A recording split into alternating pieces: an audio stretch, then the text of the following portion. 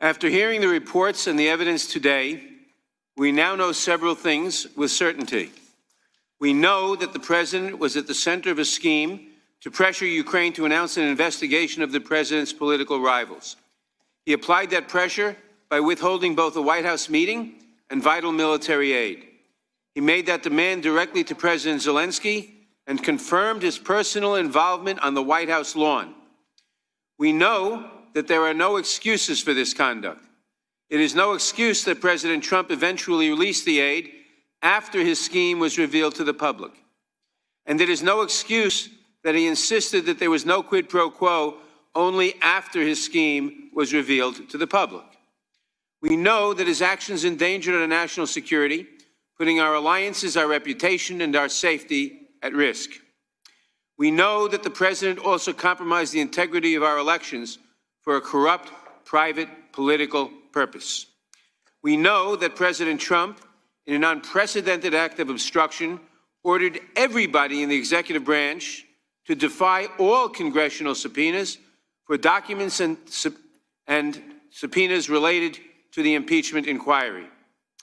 And we know that his attempts to solicit a political favor from the government of Ukraine fit a pattern of conduct that the president established in 2016 when he solicited political assistance from the government of Russia.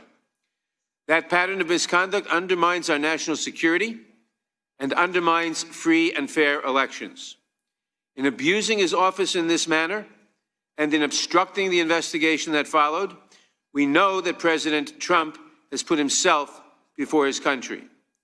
I am struck by the fact that my Republican colleagues have offered no serious scrutiny of the evidence at hand. They have talked about everything else, but they have offered not one substantive word in the president's defense. I suspect that is because there is at base no real defense for the president's actions. President Trump put himself before his country.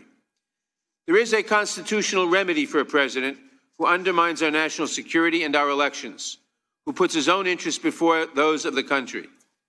That remedy is impeachment. The facts are clear. The danger to our democracy is clear, and our duty is clear. President Trump violated his oath to the American people.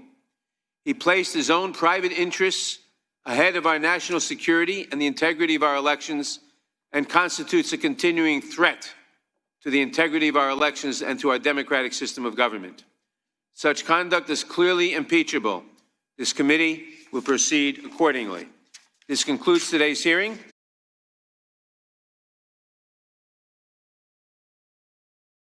Hey, NBC News viewers, thanks for checking out our YouTube channel. Subscribe by clicking on that button down here and click on any of the videos over here to watch the latest interviews, show highlights, and digital exclusives.